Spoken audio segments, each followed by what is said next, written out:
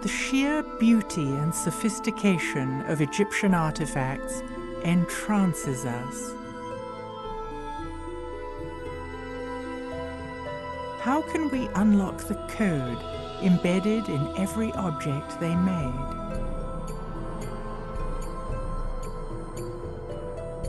How does the symbolism in Egyptian art illuminate their cultural values?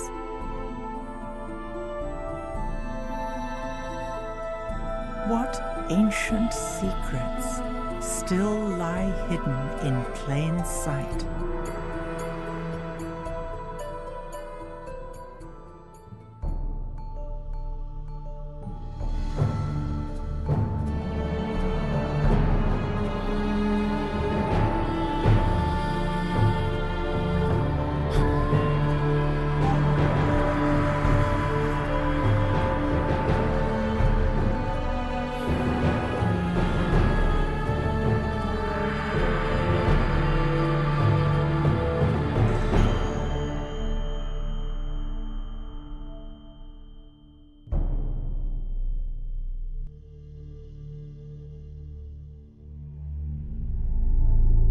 Our understanding of ancient Egyptian culture is limited. Looking at the artifacts left behind by the ancients, it is obvious that they had different values, customs, and beliefs from ours today. History books are filled with stories of war, invasion of territories, and patriarchal ways of being and thinking. Yet it seems that ancient Egypt enjoyed long periods of peace and prosperity, and a profound connection with nature and spirit. Is there a way to understand the shift? So what we refer to as history that began some 6,000 years ago is really the advent of a different style of social organization that's typified by hierarchies of dominance, warring deities, warring mythologies, and control systems.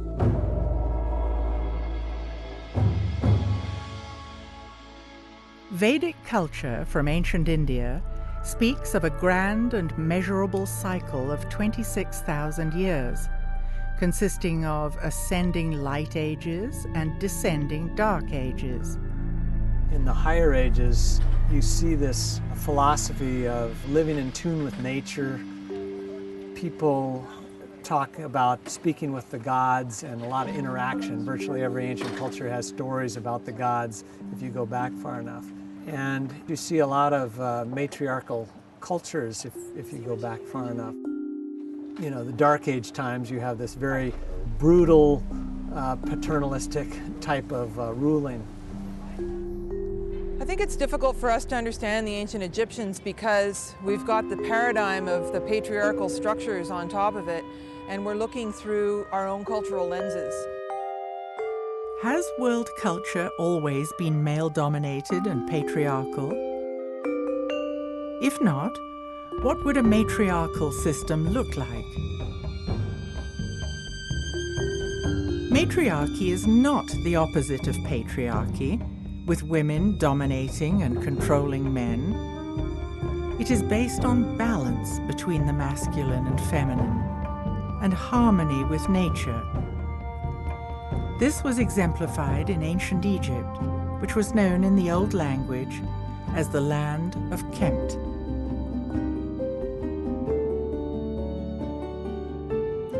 Hakim Awiyan received teachings about the Comitian people in the distant past. The ancient life system in Egypt here.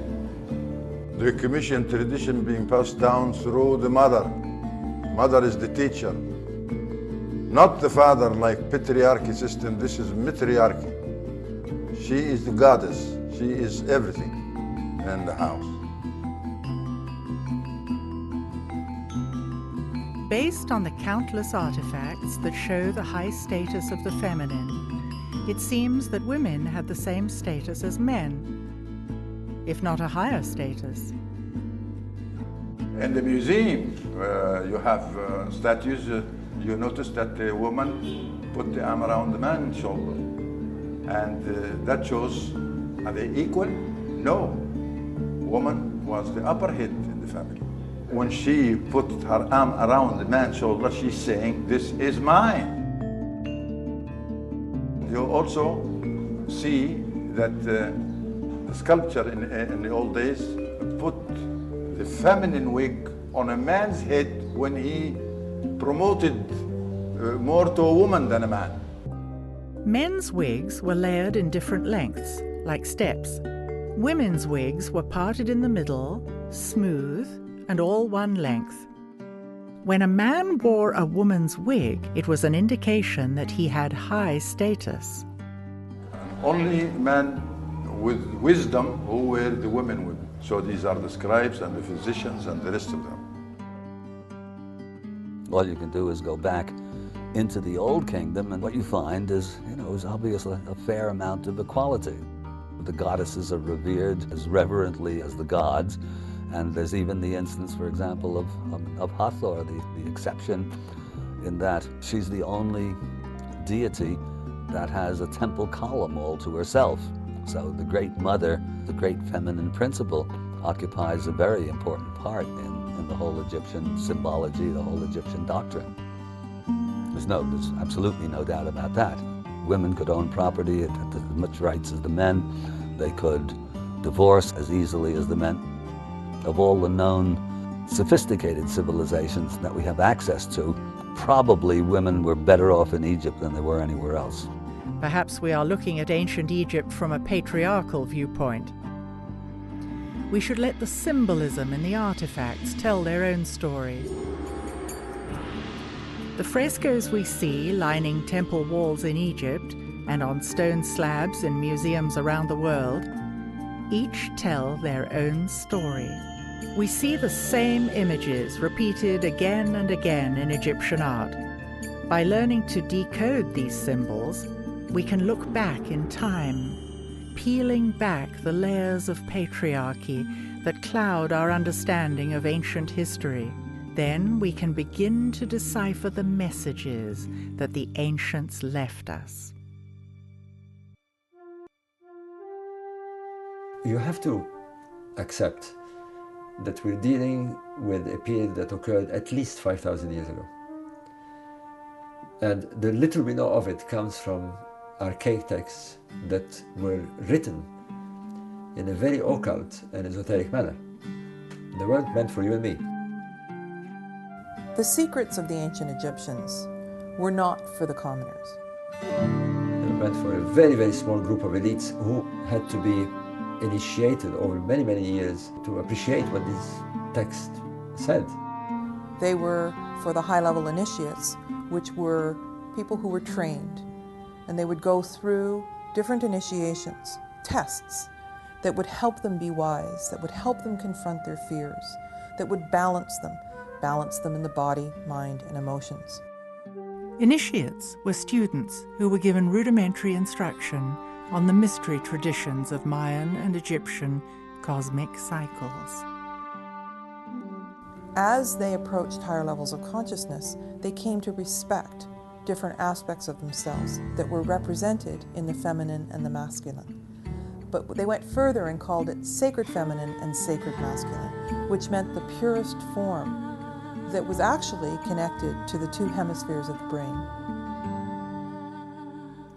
Feminine consciousness corresponds to the right hemisphere of the brain and the left side of the body. In contrast, masculine consciousness corresponds to the left side of the brain and the right side of the body. Patriarchal consciousness focuses on history, linear time, dogma, rationality, waking reality, and science. Matriarchal consciousness focuses on eternity, cycles of time, ritual, magic, altered states, and art. If we examine the art, we can see the characters almost always have one foot slightly forward. In some instances, they take a big step forward. In each scene, the goddess has her left foot slightly leading, showing awareness of the feminine principles of timelessness and magic. The pharaoh, however, takes a large step with his right foot. This shows that he is grounded in the masculine. Similarly, we often see images with two left hands. It has been suggested that this is just a stylistic convention, but we should not impose our ideas on Egyptian art. Left hands suggest giving, while right hands suggest taking. In our culture, we've practically erased the feminine in favor of the masculine. Reading, writing, and arithmetic. Art, music isn't as important. And our society is completely unbalanced because of it. The ancients knew that you could not achieve high states of consciousness without these being in balance. And so they revered the pure qualities of either.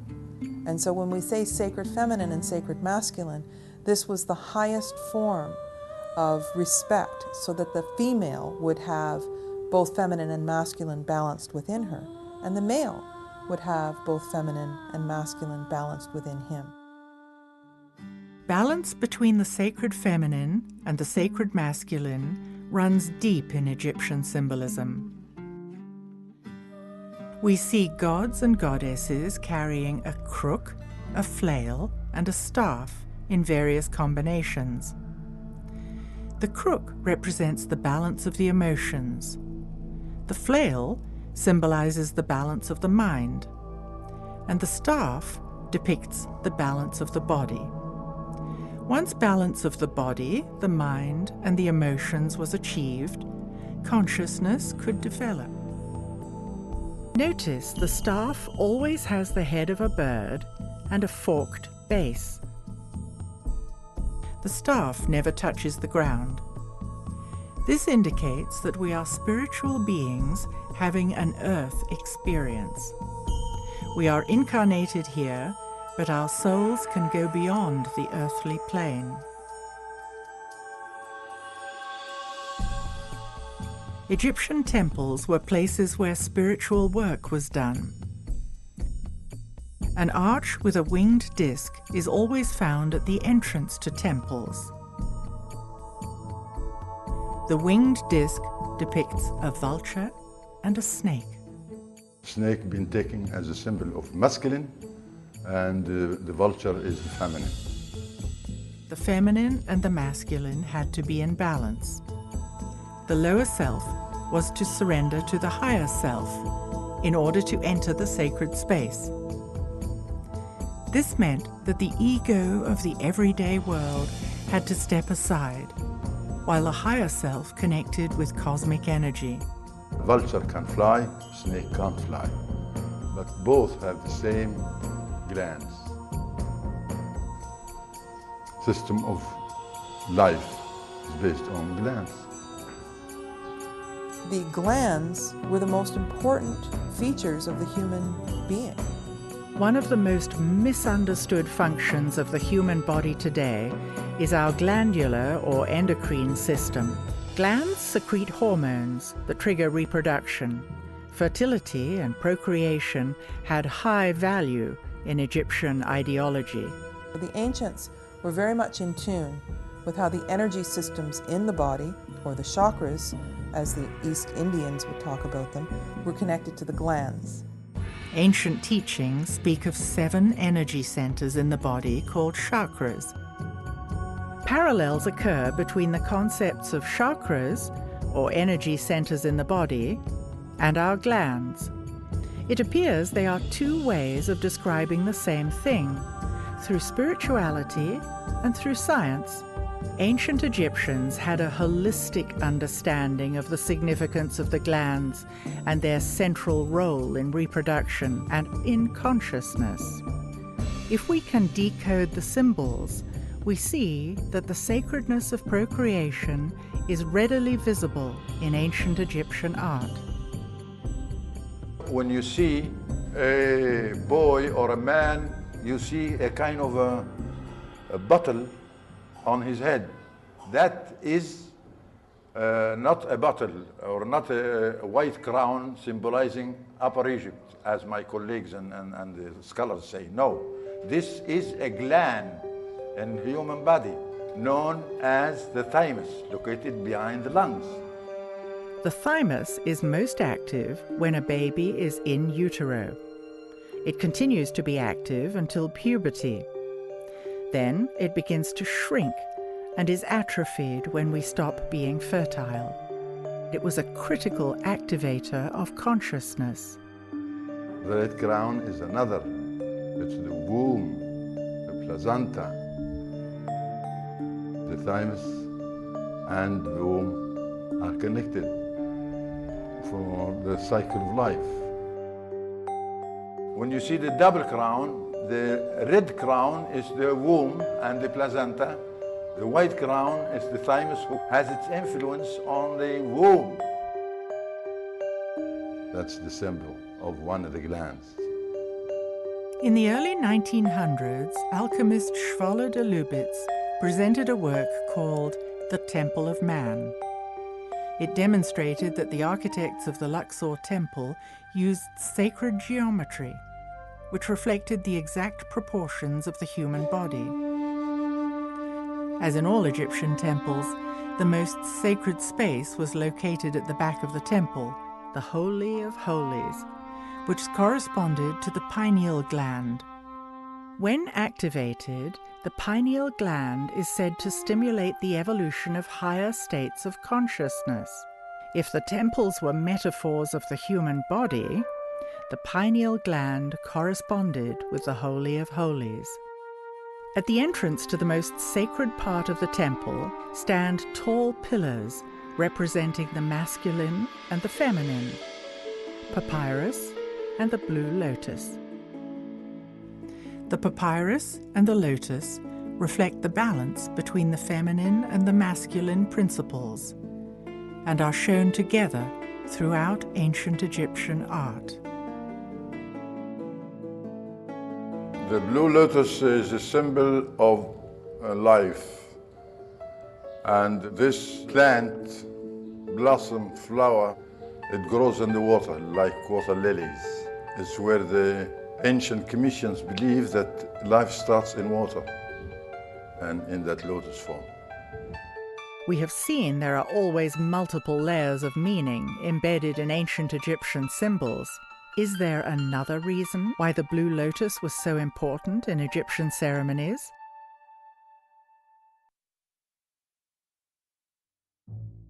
In ancient Egyptian art, we see countless instances of part animal, part human forms. What were the ancients trying to convey by these curious images?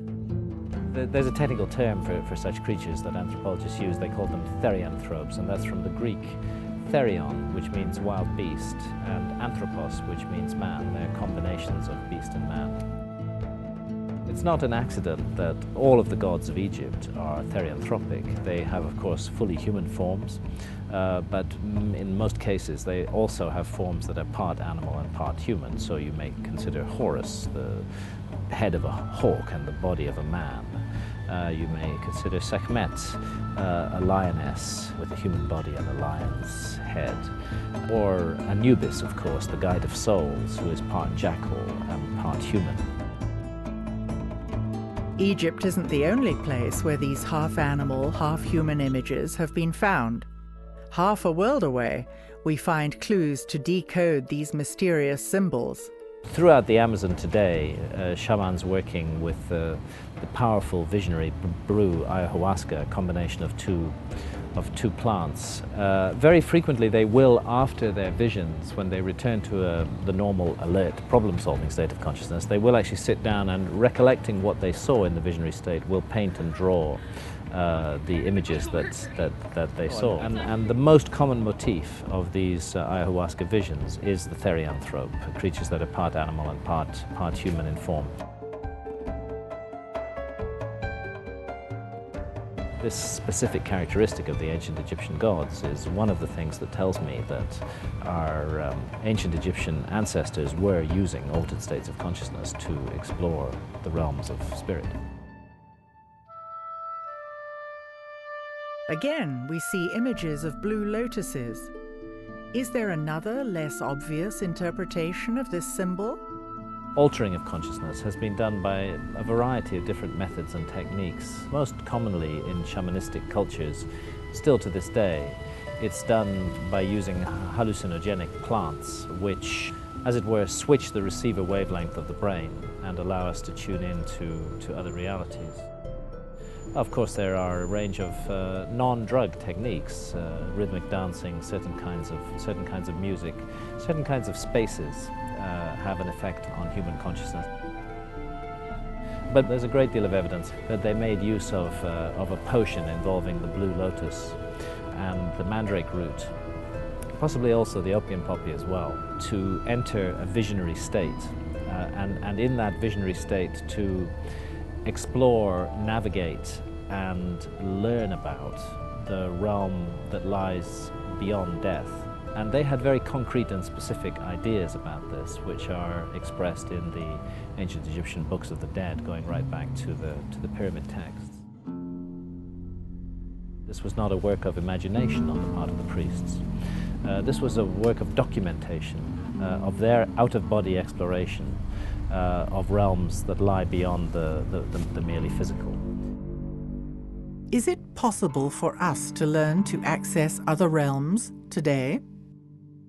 Can we expand our capacity to perceive? Do we need new ways to describe these phenomena? If I come today and say, I saw you in my dream, you're going to ask me, what did you see? Then I say the dream. Now, did I show you? The verb see is not there, because I did see you in my dream, but not with my eyes, because I was asleep. So how did that happen? It must be a sense put all this vision to me without my eyes. But I still, when I speak, limit vocabularities to say, I saw you in my dream. No, I didn't see you. But there's no other way to say it. Could the ancients have mastered innate human abilities that we have forgotten? You can't tell if that bird on the tree is happy or frightened from a cat. Yeah? You can't tell that the donkey is annoyed or happy by the vibration, the sound. And that's what we want us to notice, the sound. What? It's not the word you said, it's how being said. You can tell if this vibration, the truth or not truth. It's natural. Healthy people, they use all the senses, the full capacity of senses. The five senses, as we know them today, were symbolized by the scarab. And when you see the scarab, you are looking at a human skull, divided in three sides, three sections. The front head, symbolized by ancient people as seven openers, 2, 4, 6, 7. That is the front head. And these are the receivers. You see with, you hear with, you taste with, you know, everything. On the left side is the consciousness side, and that is the daily deeds digested every moment you look at things. But the other side is the subconscious side, something you are unable to explain what's going on. It seems clear that the ancients knew about the subconscious mind. They had the power to reach beyond the senses, something we began to be aware of with the writings of Freud and the advent of psychology in the early 1900s. Don't compare people of today like the people of the ancient days. The people of ancient days were healthy. They able to use the senses. We looking at things as a crippled people. We only have 5 senses. We're supposed to have 360 senses. 360, and only 5 is recognized. We got the glands of the sense, but we didn't use it. And any muscles you don't use, it shrink, obviously.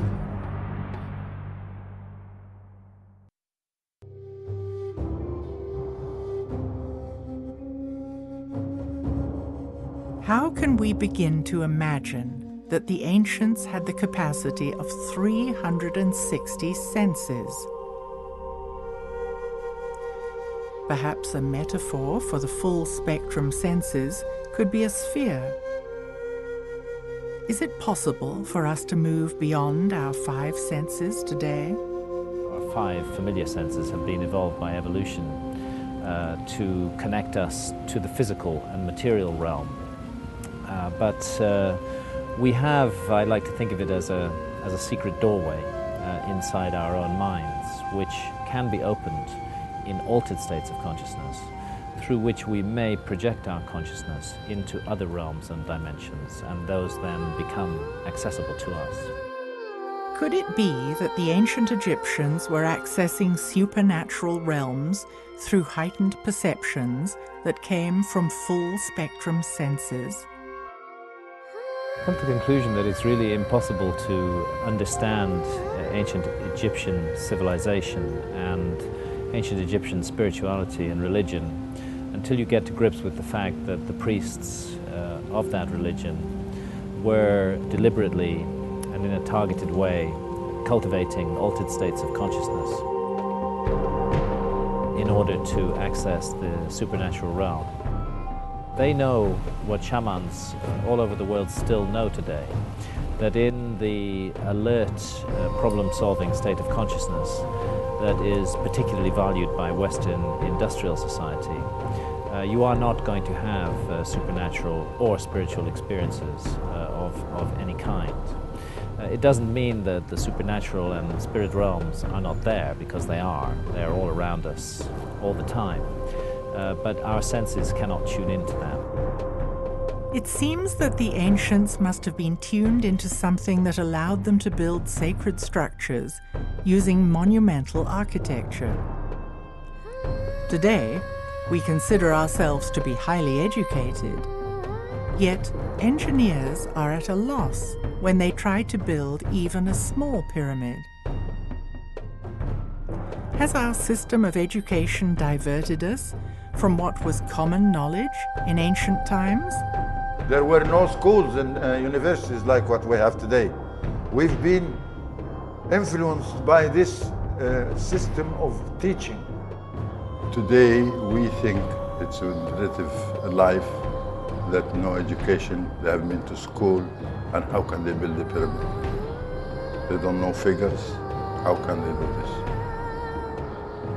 But we don't know that the senses we have make the impossible possible. The impossible to us, which based on ignorance, make it possible. Because knowing is a very great power, just to know.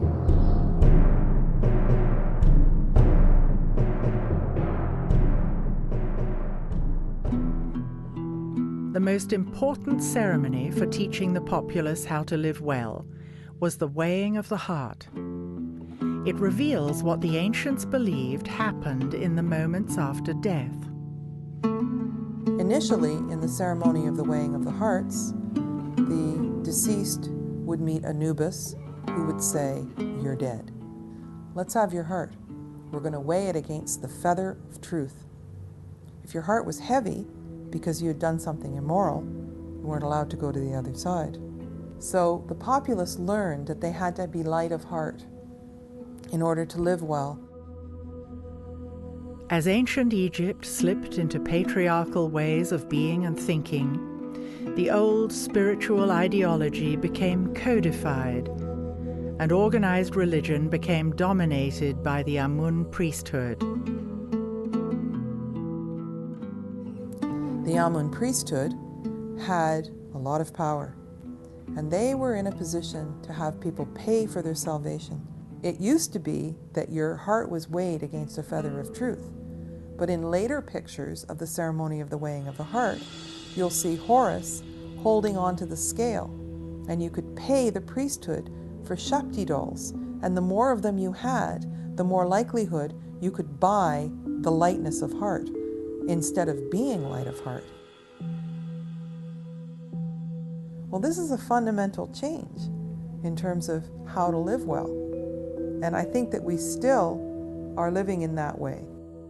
History is written by its victors, and as the patriarchy took hold, much effort was put into suppressing Egypt's matriarchal past. There's a few pharaohs who were erased from the king's list. Hatshepsut was one, Akhenaten was one, and Tutankhamun was another.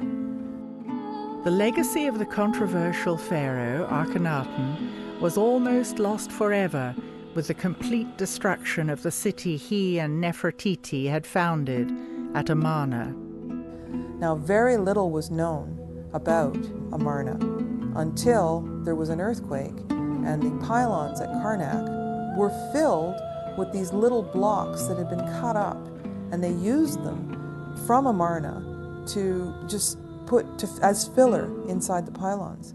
So when archaeologists found them and started putting them back together, they realized there was a very large story here.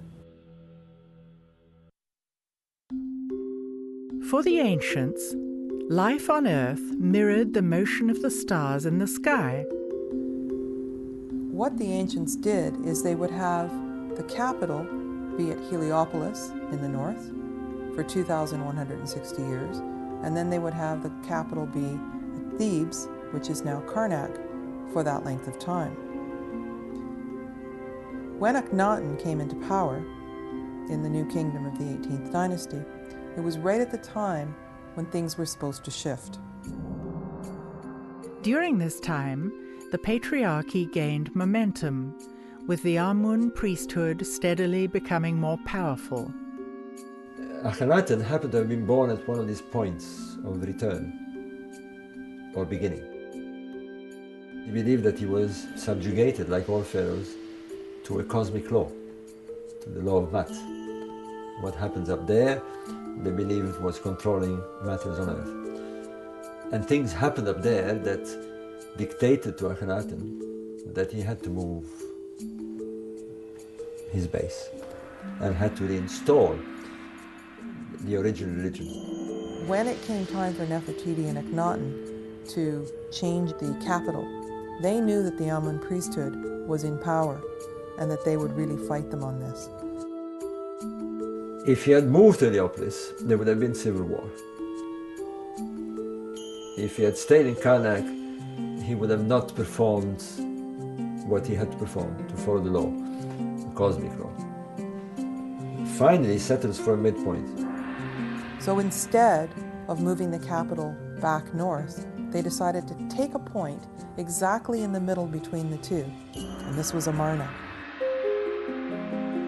Art created by artisans in the Amarna period is exquisite and markedly different from the art in other periods. For the first time, Egyptian royal art depicted the pharaoh and his family all together and clearly showing affection for each other.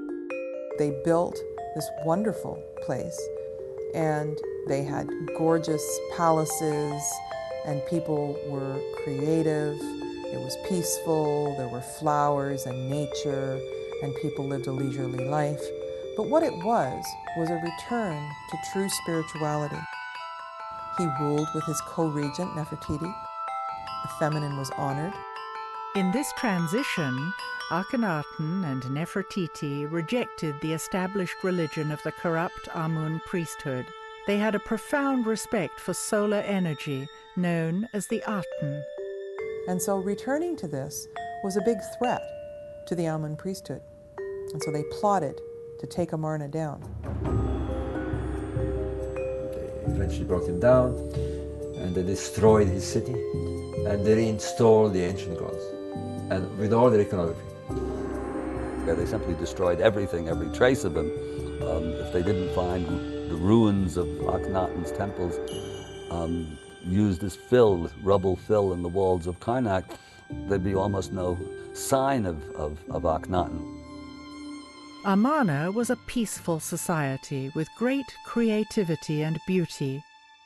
Yet scholars in traditional Egyptology continue to portray Pharaoh Akhenaten as a deformed, renegade, heretical leader. But seeing him as a heretical king is quite the opposite. The heretics were the priests. He was not heretical. He in fact was somebody who was determined to adhere to the divine law. And he went to the cross for it. After the fall of Akhenaten, Tutankhaten, a boy of only 9 years old, became pharaoh. Now, because we found Tutankhamun's tomb intact, we know a lot about him and the life that he lived. Now, he was raised at Amarna. Now, some people say that Akhenaten was his father. We don't have DNA tests. We haven't found the mummy of Akhenaten. We don't know that for sure. But it's interesting that he started out as Tutankhaten, because at Amarna they worshipped the Aten. But after he took the throne, they opened the temples again, they moved away from Amarna. It seems that as soon as the Amun priesthood found out that he actually was of the Aten, he changed his name to Tutankhamun, that suddenly he disappeared. After 10 years of leadership, when Tutankhamun was 19, he died mysteriously. His mummy was X-rayed, revealing a fractured skull, suggesting a blow to the back of the head. It seems that he was buried in a rush. His tomb is very small, and close to it there were a whole lot of mummies that were moved in a cache and put aside. So it's almost like there were several mummies from other dynasties that were in the tomb that he ended up in, and then they took furniture from Amarna and buried him there. Though the tomb of King Tut left us many clues, his fate remains a mystery. Another casualty of the patriarchal retelling of history is the story of Queen Hatshepsut. Hatshepsut came earlier in the 18th dynasty. She started out by being a queen, and then she became pharaoh. Hatshepsut was a wise and powerful leader who re-established trade networks with Egypt's neighbors, building the prosperity of the 18th dynasty.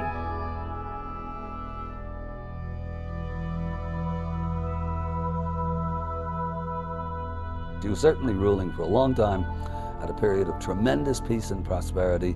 The artwork was never better than under her reign.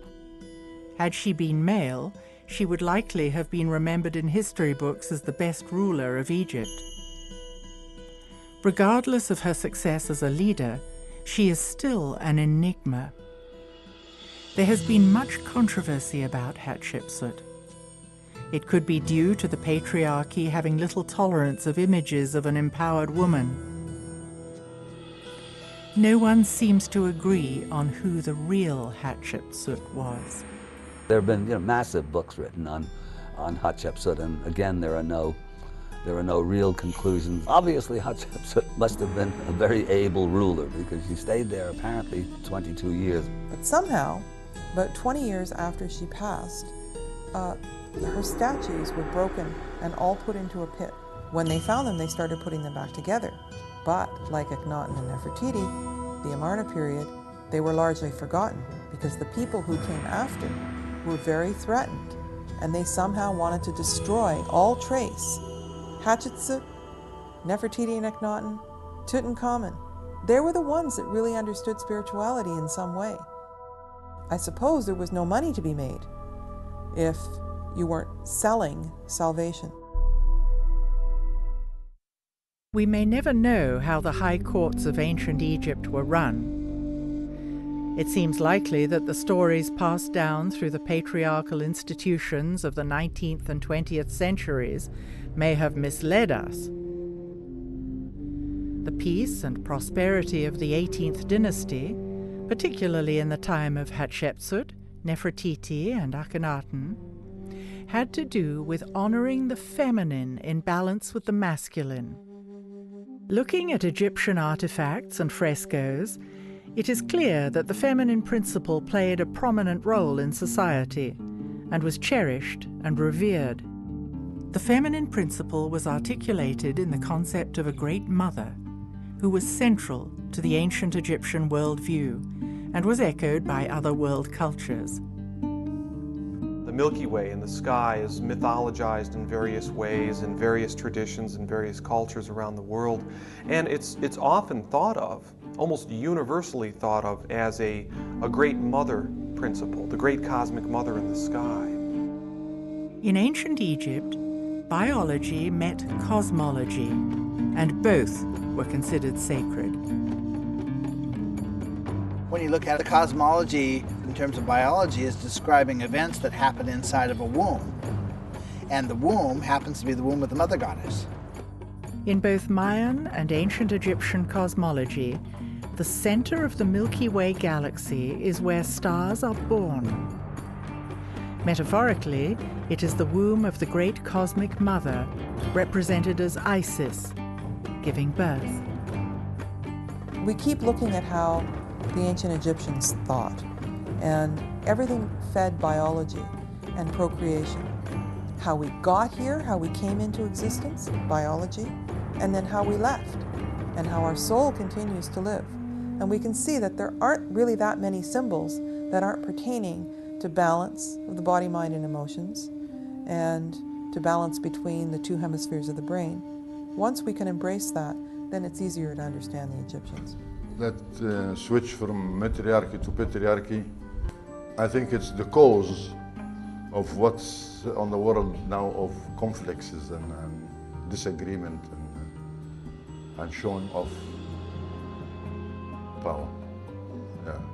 Already, the beginning of the first dynasty of ancient Egypt, Egypt was moving from being matriarchal to coming into more patriarchal ways of being and thinking. There were a few periods where the ancient knowledge was remembered, but it's important to remember that there was a lot of ancient Egypt prior to the dynasties and in the early periods that did not represent those values. So the parts of Egypt that I find the most interesting come from the memory of times that came further back.